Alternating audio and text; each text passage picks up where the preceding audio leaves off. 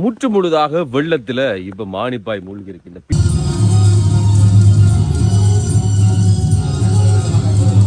நேற்று முன்தினம் இரவு பொழுதுல ஒரு அம்மா எடுத்துக்கிட்ட தம்பி 2009 நாங்கள் ஒரு அந்த காலத்துல எப்படி இருந்து நாங்கள் தெரியுமா,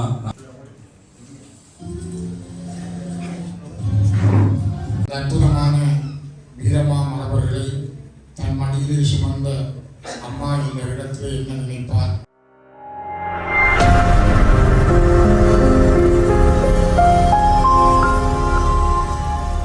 முற்று முழுதாக வெள்ளத்துல இப்ப மானிப்பாய் மூழ்கி இருக்கின்ற பின்னே தெரியக்கூடிய அந்த தண்ணி பகுதியெல்லாம் வயல். அந்த வயல்ல நிரம்பி அதுக்கு பிறகு குளம் இருக்குது, அதுக்கு மேலான தண்ணி எல்லாம் வந்து இங்க இருக்குது. என்ன சொன்னா சூறாவளி வருகிறது, காற்றழுத்த தாழ்வு மண்டலம் பெரிய பிரச்சனையாக இருக்குதுன்னு சொல்லப்படுகிறது. கணிசமான மழை வீழ்ச்சி என்பது எல்லா இடத்திலையும் அவதானிக்கப்படுகிறது. நிறைய இடத்துல இந்த பாதிப்புகள் எல்லாம் இருக்கு. வீதிகளை மேவி தண்ணி பாயுது. நிறைய பேர் சமைக்க முடியாத அளவுக்கு அவங்களுடைய நிலைமை எல்லாம் இருக்கிறது. குசினிக்குள்ள போயிட்டு வீட்டுக்குள்ள போயிட்டுன்ற விஷயம் எல்லாம் அதிகமாக சொல்லப்பட்டு கொண்டு அப்படியான ஒரு மழை சூரியனை காணவே முடியாது. அதோட வந்து குளிரான ஒரு காலநிலை இப்போ இருந்து கொண்டிருக்கிறது. இது காலநிலை தொடர்பாக இருக்கக்கூடிய விஷயமாக இருக்கிறது. இன்றைய நாளை பொறுத்தவரை 26ஆம் திகதி பல்வேறுபட்ட விடயங்கள் இடம்பெறுகிற போது இந்த முக்கியமா மாவீரர்களுடைய பெற்றோர்கள் மதிப்பளிப்பு செய்யக்கூடிய நிகழ்வுகள் வெவ்வேறுபட்ட பகுதியில் நடக்கும். மானிப்பாய் பகுதியில் நிறைய அம்மாமார் கேட்டிருந்தவ அந்த அடிப்படையில் வந்து நாங்கள் ஒரு நிகழ்வுன்ற ஏற்பாடு செய்யறாங்க. இந்த மழை என்று சொன்னாலும் அதெல்லாம் நிப்பாட்ட முடியாது. அதனால வந்து அங்க போறோம், என்ன நடக்குது, எப்படியான விஷயங்கள் இடம்பெறுகிறது என்பதை வந்து இந்த காணொலியில பதிவு செய்யறேன். வீரமரவர்களை நினைக்கும் இந்த வாரத்திலே மண்ணுக்காகவும் மக்களுக்காகவும் தங்கள் இன்னுயிர்களை ஆகுதியாகிய அந்த வீர சொந்தங்களை ஒன்றுடன் நெஞ்சிருத்தி அகவடக்கம் செலுத்துவோம்.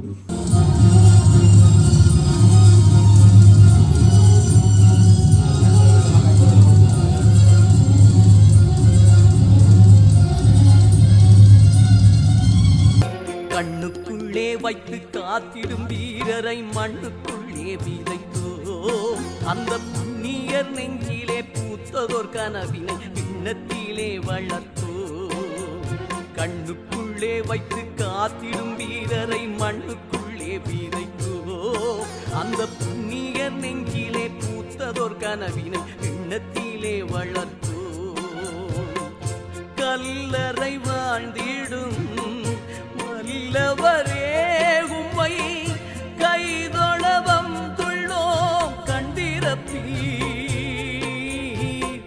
மெல்லிய புன்னகை மேகங்களே உங்கள் சொந்தங்கள் வந்துள்ளோம் பாய்திரப்பீ. கண்ணுக்குள்ளே வைத்து காத்திடும் வீரரை மண்ணுக்குள்ளே விதைத்தோம். அந்த புண்ணியர் நெஞ்சிலே பூத்ததோர் கனவினை எண்ணத்திலே வளர்த்தோம்.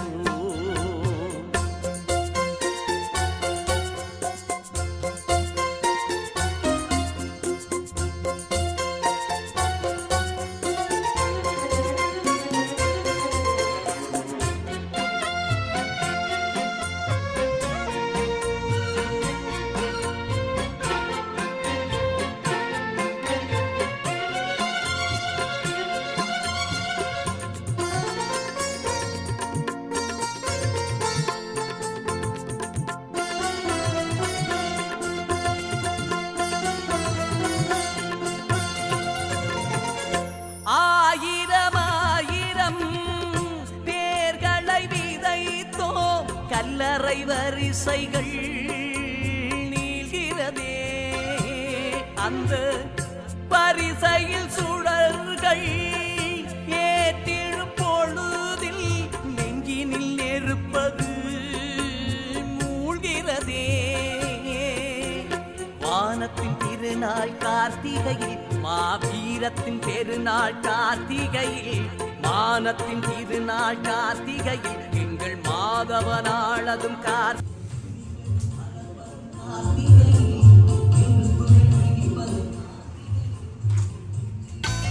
சூரிய தேவனின் பேருகளே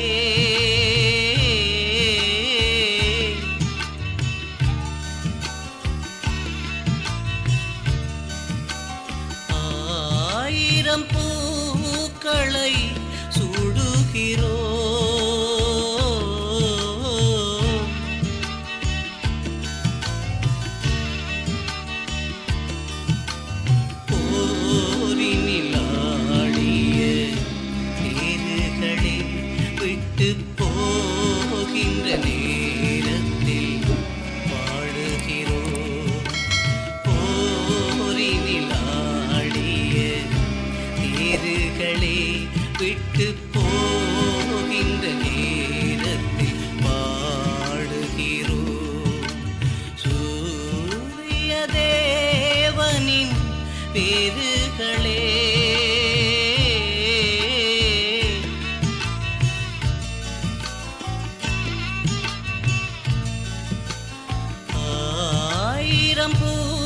பூக்களை சூடுகிறோ.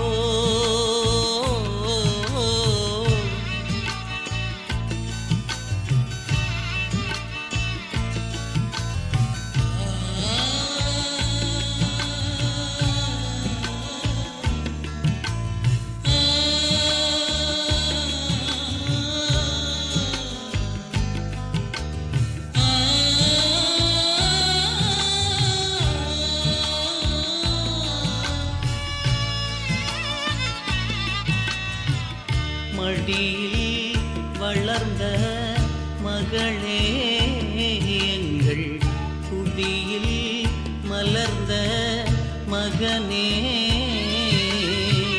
மடியில் வளர்ந்த மகளே எங்கள் குடியில் மலர்ந்த மகனே.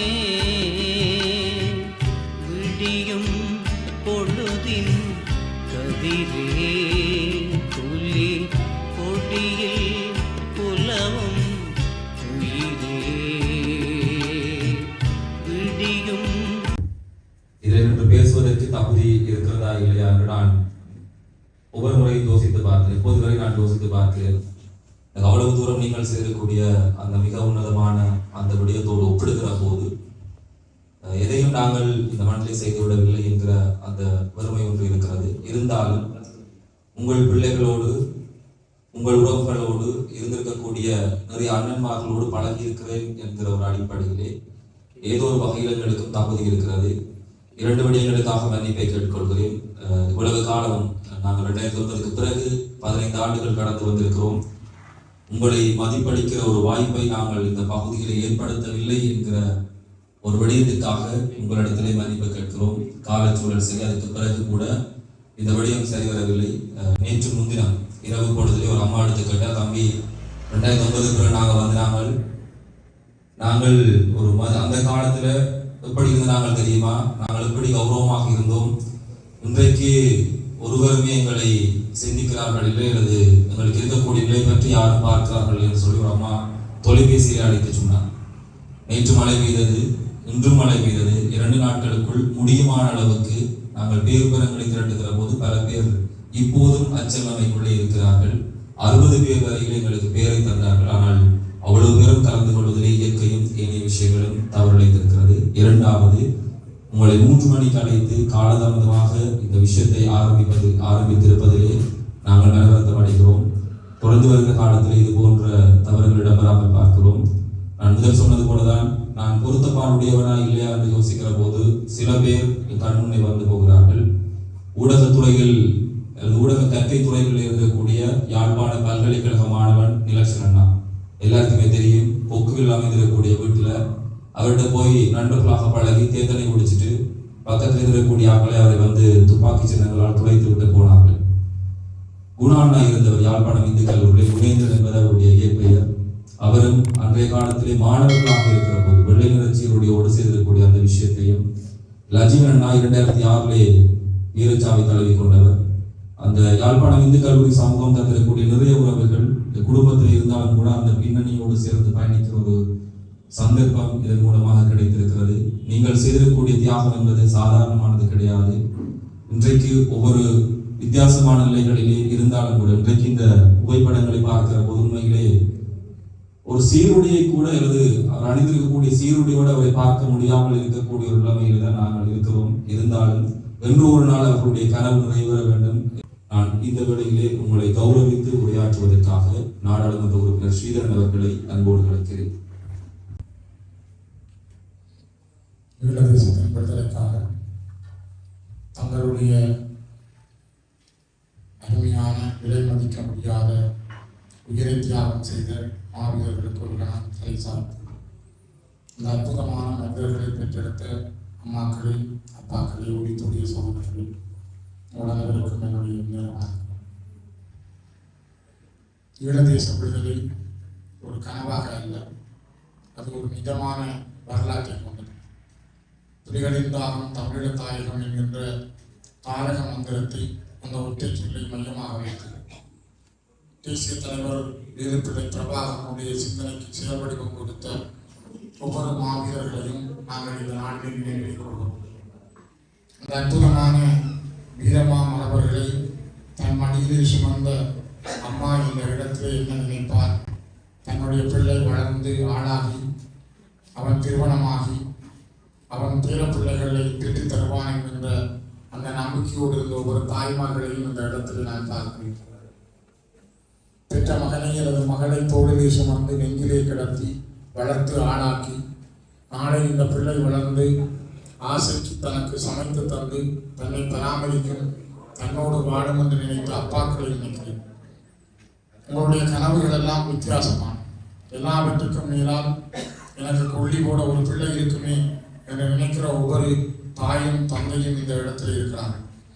உங்களுடைய அந்த பெற்ற வயிறும் சுமந்த வயிறும் பெற்ற மனமும் தோல் சுமந்த தந்தையர்களுடைய வாழ்வும் மிகவும் நெருக்கடியான மிகப்பெரிய சோகங்களை தாங்கியதாக இருந்தாலும் உங்களுடைய பிள்ளைகள் இந்த மண்ணிலே இறை புருஷர்களாக இந்த தேச விடுதலைக்காக அவர்கள் தங்களை அர்ப்பணித்திருக்கிறார்கள். மாவீரர்கள் என்றால் யார் என்ற கேள்விக்கு ஒரு அறிஞர் விடையளித்திருந்தால் அவர்கள் கண்ணுக்கு புறப்படாத கடவுள்கள். மாவீரர்கள் என்பது கூட உங்களுடைய வயிற்றிலே அவர்கள் பிறந்திருந்தாலும் பிறக்கும் பொழுதே இந்த தேச விடுதலைக்காக அவர்கள் எழுதப்பட்டவர்களாக இருந்தார்கள். தன்னுடைய தேசிய கனவை, தமிழீழத்தின் தேசிய கனவை தங்களுடைய நெஞ்சிலே சுமந்திருந்தார். அவ்வாறான அந்த வீர குழந்தைகளை பெற்றெடுத்த உங்களை நாங்கள் மதிப்பளிக்கிறோம் என்றால் அது எங்களுக்கு கிடைத்திருக்கிற ஒரு காலக்கடமை. அந்த காலக்கடமையை சரியாக ஆற்றுவதற்கு கிடைத்திருக்கிற இந்த வாய்ப்பை நாங்கள் பெரிதாக நினைக்கிறோம்.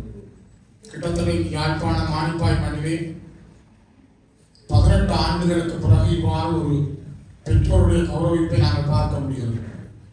இவ்வளவு காலமும் மாவீரர் தினம் எங்கேயோ நடக்கிறது என்று நாங்கள் அறிந்திருப்போம்.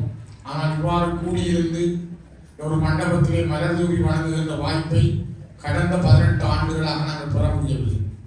அதனை இப்பொழுது நாங்கள் பார்க்கிறோம் என்றால் இதுதான் மாற்றம். உங்களுடைய பிள்ளைகள் மாற்றத்தை தந்திருக்கிறார்கள். கிட்டத்தட்ட 55 ஆண்டுகளுக்கு முதல் இந்த மண்ணிலே ஆட்சி மாற்றத்துக்காக ஒரு புரட்சிகர விடுதலை இயக்கமாக ஆயுதமேந்தி போராடிய ஜேவிபி என்கிற என்பிபியான அரசாங்கம் என்கிற அரசாங்கமாக மாறியிருக்கிறது. ஏகோபித்த சிங்கள மக்களுடைய ஆதரவோடு ஆட்சி அமைத்திருக்கிறார். எங்களுடைய பிள்ளைகளும் இந்த ஈழ தேசத்துக்காக போராடி வீரச்சாவை இந்த மண்ணில் தழுவிக் கொண்டார்கள்.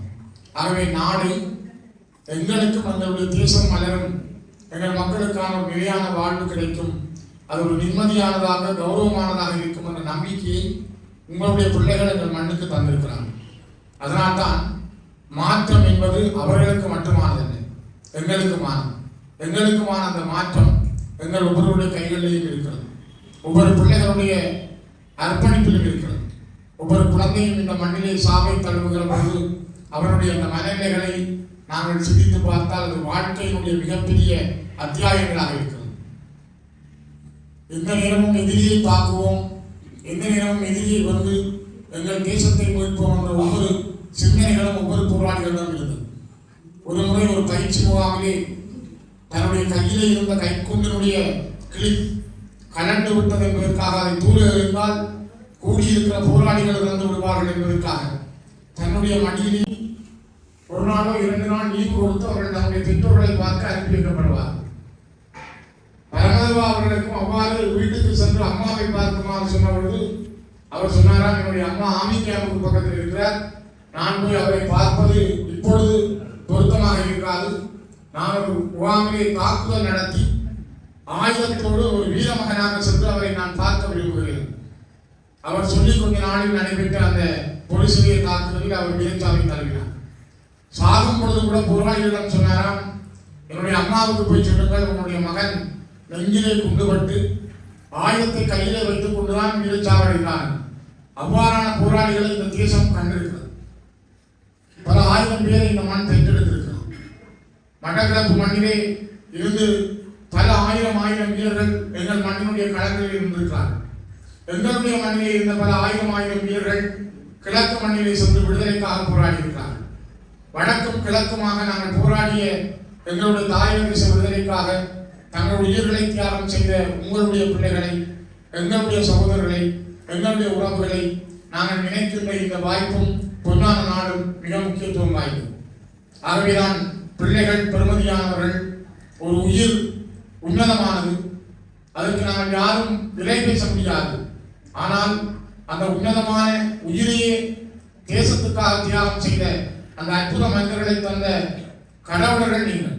அதனால்தான் உங்களை நாங்கள் மதிக்கிறோம், உங்கள் காலடிகளை தொட்டு வணங்குகிறோம். உங்கள் பிள்ளைகளை எங்களால் தர முடியாதே தவிர, ஆனால் உங்களோடு ஒருவர்களாக நாங்கள் இருந்து எல்லோரும் உங்களோடு சில வார்த்தைகளை பேச முடிகிறது, உங்களுடைய பிள்ளைகளை நினைத்துக் கொள்ள முடிகிறது, நாளை இருக்கிற சந்ததிக்கு இந்த வரலாற்றை சொல்லிக் கொடுக்க முடிகிறது.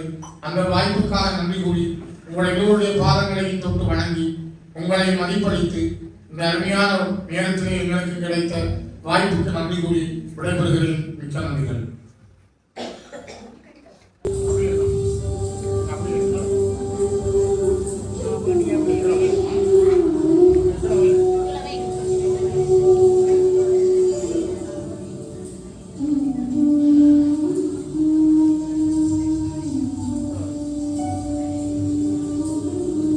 பெற்றோர்களை மதிப்பளிக்கக்கூடிய இந்த நிகழ்விலே அவர்களுக்குரிய இந்த தென்னங்கன்றுகள் ஏனைய மரக்கன்றுகளையும் தமிழ் தேசிய பசுமை இயக்கத்தினுடைய தலைவர் திரு ஐங்கரநேசன் அவர்கள் தந்துதவி இருந்தார்கள். அது மாத்திரமல்ல, இந்த பெற்றோர்கள் எல்லோருக்குமாக கருவா கன்றுகளை ரீச்சா ஒருங்கிணைந்த பணியினுடைய நிறைவேற்று குழும பணிப்பாளர் திரு கந்தைய பாஸ்கரன் அவர்களுடைய பங்களிப்பிலே பெறப்பட்டிருந்தது.